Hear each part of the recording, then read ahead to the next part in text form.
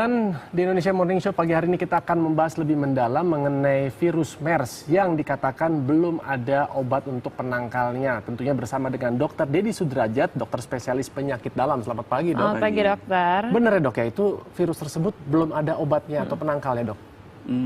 Obat yang spesifik untuk, kalau dulu kita kenal ada SARS, itu kita dikemukakan ada obat Tamiflu misalnya. Untuk saat ini memang belum ada yang spesifik seperti itu. Tapi beberapa obat bisa beberapa digunakan misalnya untuk menahan replikasi dari virus. Oh, seperti apa? Seperti ribavirin ataupun interferon. Tapi pada prinsipnya kalau infeksi virus tentunya yang akan lebih ditonjolkan adalah daya tahan dari si pasien. Makanya terapi yang ditonjolkan adalah suportif dan bila ada secondary infection dari bakterial, maka baru setelah itu mungkin diperlukan antibiotik, tapi itu mungkin kemudian ya kalau misalnya ada secondary. Kalau begitu penyebarannya itu seperti apa ya, Dok? Kalau misalnya virus ini sendiri, apakah lewat udara atau bagaimana? Sampai sekarang yang diketahui memang dari close contact ya, bisa direct dari droplets. Droplets itu percikan ludah, atau indirect bisa dari benda-benda yang dipakai bersama, misalnya alat minum atau alat makan. Yang penting ada close contact dari yang penderita gitu ya. Makanya beberapa kasus terjangkit pula pada petugas kesehatan di rumah sakit yang merawat. Oh, baik. Tapi kalau misalnya dari makanan atau minuman yang dikonsumsi gitu, Dok, mungkin nggak kita terjangkit dari situ? Ini bukan food waterborne disease. Baik. Ya. Jadi lebih ke droplets. Karena dari Kadin Jawa Timur ternyata merekomendasikan untuk bagi para yang mau pergi ke Arab Saudi ternyata tidak boleh memakan daging ataupun juga susu mengkonsumsi. Tidak ada hubungannya sebenarnya. Iya. Itu untuk preventif aja. Karena sebenarnya sampai sekarang penyebarannya yang clear diketahui dari droplets. Nah sejauh ini sudah adakah larangan gitu, Dok, kalau misal setahu dokter gitu untuk para jemaah yang mau berangkat gitu? Setahu saya untuk larangan untuk restriction belum ada, tapi memang himbauan. Dan biasanya akhirnya yang dihimbau adalah pasien-pasien usia lanjut, anak-anak, lalu yang sudah diketahui punya penyakit degeneratif seperti diabetes mellitus dan penyakit paru kronis, bisa obstruksi atau yang lain-lain.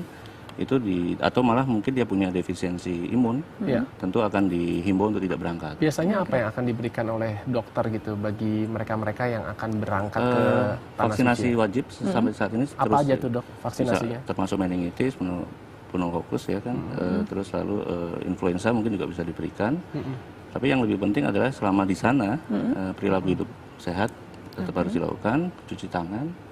Karena itu yang bisa membunuh virus, walaupun kalau kita misalnya close contact dengan penderita, tapi kalau kita cuci tangan, terus mungkin selama di sana memakai masker, itu mungkin akan sedikit menekan penyebarannya. Tapi kenapa sih, Dok, kok baru-baru ini saja nih kita ada mendengar namanya virus MERS virus ini, Dok? Awalnya tahun 2012, kasus pertama di Arab Saudi, dan memang ini virus baru, satu famili dengan SARS, tapi bukan SARS. Jadi perbedaannya seperti apa nih dengan SARS? Kalau dari sisi penyakit yang ditimbulkan atau gejala yang ditimbulkan bersama dengan ada gangguan kesulitan bernafas, demam tinggi, lalu batuk yang produktif. Ya. Tapi yang lebih fatal pada virus MERS ini adalah dia ada gangguan ginjal juga. Dia bisa menimbulkan gangguan ginjal akut yang bisa fatal. Dan perbedaannya kalau dari sisi epidemiologi, walaupun penyebarannya belum seluas SARS, tapi fatality rate-nya kita harus waspada karena dia bisa mencapai 39% sampai data sekarang ya. Sedangkan SARS ini kan sebenarnya 9% sampai 10%. Tapi mungkin penyebarannya memang lebih luas. Baik, dan kita juga akan mencoba melihat seperti apa perkembangan dari penanggulangan kasus penyakit dari MERS ini, dan kita akan menghubungi Nafsia Mboy, Menteri Kesehatan. Selamat pagi, Ibu Nafsia. Selamat pagi. Ibu, penanggulangannya sampai saat ini dari pihak Kementerian Kesehatan seperti apa, Bu? Ya, sebenarnya kita sudah mulai dari tahun lalu ya, di mana pertama tentu informasi kepada seluruh masyarakat, terutama kita tujukan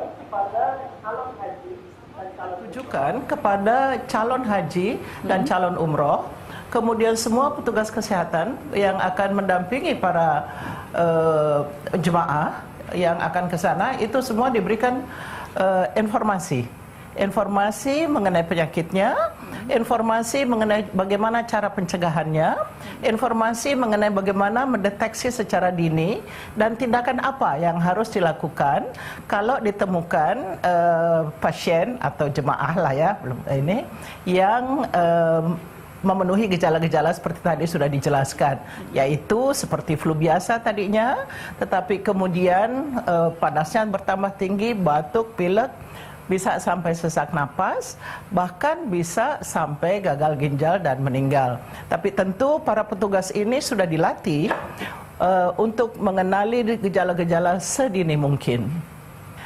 Di samping itu kami sudah selain informasi komunikasi kepada mereka yang akan berangkat dan petugas-petugasnya, juga kita sudah menyiapkan bagaimana perilaku mereka seharusnya untuk mencegah penularan, baik selama dalam perjalanan menuju ke Tanah Suci maupun selama di sana. Jadi seperti tadi dijelaskan juga, pakai masker, pakai menjaga perilaku hidup bersih dan sehat dan sebagainya. Kemudian setelah kembali di tanah air, kita sudah menyiapkan di berbagai titik port of entry, bandara, pelabuhan laut dan semuanya, KKP, itu sudah disiapkan namanya body thermoscan, sehingga semua orang yang masuk itu bisa terdeteksi kalau ada temperaturnya meningkat. Sedangkan persiapan kita di dalam negeri untuk pelayanan kesehatan itu sudah diberikan awas gitu ya kepada seluruh dinas kesehatan, semua kabupaten kota. Begitu juga sudah disiapkan sarana di rumah sakit rujukan. Kita bersyukur bahwa kita dulu sudah pengalaman dengan SARS ya, dan flu burung, sehingga sistemnya ada. Begitu juga rujukannya ada. Sistem rujukannya sudah tertata dan itu semua sekarang disiapkan. Begitu juga laboratorium termasuk reagensnya, SDM-nya. Tapi sekali lagi kita jangan menyebarkan seakan-akan membuat panik masyarakat. Karena ini merupakan satu penyakit yang dalam istilah WHO adalah limited human to human transmission. Jadi sebenarnya penularan dari manusia ke manusia sangat pada saat ini masih sangat terbatas. Walaupun kita harus terus-menerus tingkatkan kewaspadaan sehingga jangan sampai ada yang terinfeksi. Ibu Nausiah, kami mendapatkan informasi dari otoritas kesehatan Arab Saudi bahwa hingga saat ini sudah ada 109 korban dari virus MERS corona tersebut. Jadi apakah ada upaya atau rencana dari kementerian terkait termasuk juga Kementerian Kesehatan untuk memberikan larangan kepada warga negara Indonesia yang akan melaksanakan ibadah haji maupun umroh? Sebenarnya sudah lebih dari 400 ya terinfeksi. Di Indonesia sendiri yang suspek sampai hari ini, sampai tadi pagi 31. Namun alhamdulillah kita bersyukur bahwa semua tesnya masih negatif. Yang dites tidak ada yang terinfeksi MERS coronavirus.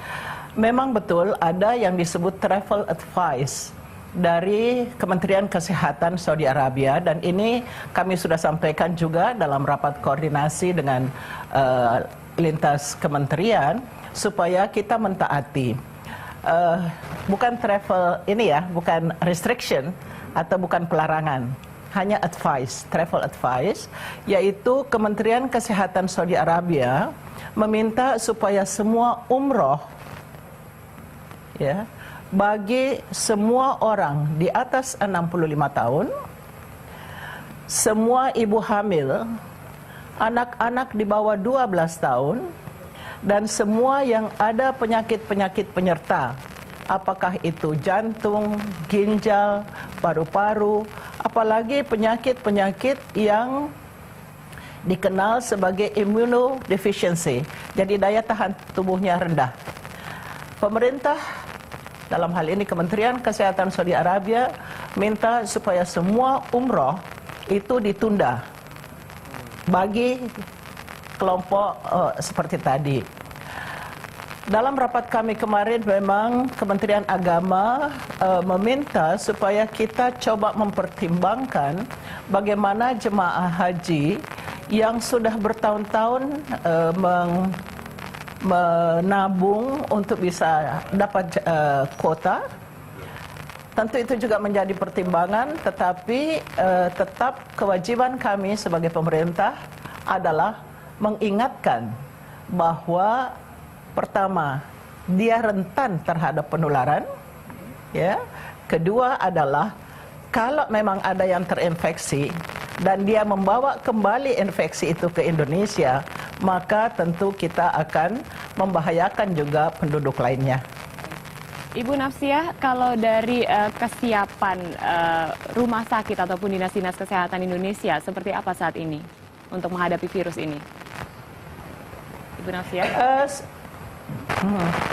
Jadi kita sudah sekali lagi saya ini bahwa kita dulu sudah punya pengalaman ya dengan SARS dan flu burung, penanganan flu burung, sehingga pengalaman itu menyebabkan bahwa kita sistemnya sudah tertata, sehingga dengan memberikan edaran dan memberikan pelatihan kepada seluruh jajaran kesehatan di semua kabupaten, kota, dan provinsi, kemudian menyiapkan laboratorium, SDM-nya dan laboratoriumnya, sehingga insya Allah di seluruh Indonesia itu bisa dideteksi sedini mungkin dan diberikan pengobatan sedini mungkin. Baik, terima kasih Ibu Nafsiah Mboy yang sudah memberikan penjelasan. Tapi dok, tadi saya penasaran karena diberikan body thermoscan gitu ketika masuk ke borderline di Indonesia gitu. Apa sih indikasinya, memang demamnya setinggi apa kalau misalnya kita terjangkit virus MERS ini? Iya, seperti halnya infeksi virus pada umumnya, memang demamnya akan tinggi sekali. Biasanya sampai 38 lebih ya, sampai 38. Mungkin bahkan 39-40. Oke. Itu adalah indikasi pertama. Selain itu apa lagi? Apakah ada batuk-batuk gejala flu-like symptoms ya, seperti batuk, susah bernapas, sesak gitu. Oke, jadi melewati body thermoscan ini sebenarnya apa tuh yang diperiksa di situ? Suhu tubuhnya. Suhu tubuh saja yang akan dideteksi. Oke. Tadi saya juga tertarik loh mengenai penyebarannya itu loh, Nas. Tadi dikatakan melalui unta dan juga kelelawar. Kenapa kok pada hewan-hewan tersebut ya, cara mereka bisa membawa virus itu seperti apa tuh dok? Ini memang yang belum diketahui secara jelas. Cuman yang pasti memang dari beberapa studi virus ini ditemukan di onta dan kelelawar. Yang paling data terakhir adalah di onta. Dan yang menarik adalah virus aktifnya ditemukan di unta yang muda, sedangkan pada unta yang relatif usianya lebih tua bahkan ditemukan antibodinya. Tapi ini masih perlu evaluasi dan studi yang lebih lanjut karena ini baru data-data awal saja. Baik, kalau dari usia penyebarannya gitu dok, tadi kan dikatakan bahwa usia lanjut jauh lebih rentan gitu terkena. Apa sih faktor karena yang imunitas pada usia lebih dari 60 tahun secara alami memang ada penurunan imunitas tubuh. Baik. Apalagi kalau dia mempunyai misalnya penyakit-penyakit kronis seperti diabetes mellitus, itu ada kondisi namanya imunokompromis ya. Jadi daya tahan tubuhnya akan memang relatif lebih turun. Oke. Ya, kita kembali lagi ke Ibu Nafsiah Mboy yang sudah siap di sini. Ibu, kami juga ingin menanyakan, ada rencana apa ke depan dari Kementerian Kesehatan berkaitan dengan kasus yang marak ini sedang terjadi, Bu? Itu tadi, jadi informasi secara luas, secara lintas sektor kepada semua kabupaten kota dan secara khusus kepada mereka yang akan melakukan perjalanan, baik itu umroh, haji, TKI, dan turis, semua yang ke negara-negara Timur Tengah maupun beberapa negara yang sudah diketahui ada, yaitu seperti Perancis dan sebagainya, itu supaya berhati-hati. Belum ada travel restriction pada saat ini. Di samping itu jadi diberikan bagaimana cara pencegahannya. Kemudian begitu kembali ke Indonesia itu melalui yang disebut body thermoscan. Ya, sehingga temperatur seseorang itu sudah bisa diketahui ada peningkatan atau tidak. Kalau ada peningkatan langsung dikarantina, kemudian tentu diperiksa apakah memang sudah terinfeksi atau tidak. Semua yang datang dari Timur Tengah di daerahnya sendiri diharapkan waspada dan dimonitor. Surveillance diperketat, dimonitor selama 2 minggu dari kemungkinan kontak. Jadi memang kita tingkatkan kewaspadaan, namun tetap jangan membuat panik masyarakat. Kita siap kok, baik pelayanan rumah sakit maupun di puskesmas.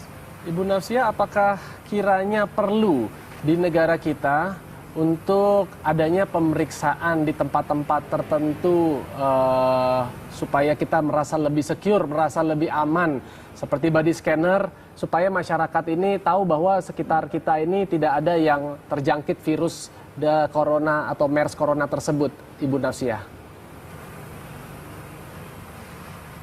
Ya, itu yang saya katakan tadi, kita ada 59 port of entry, ya, apakah itu bandara ataukah udara atau laut, ke pelabuhan laut, di mana kita sudah pasang body thermal scanner untuk melihat apakah orang yang baru kembali itu ada gejala peningkatan temperatur.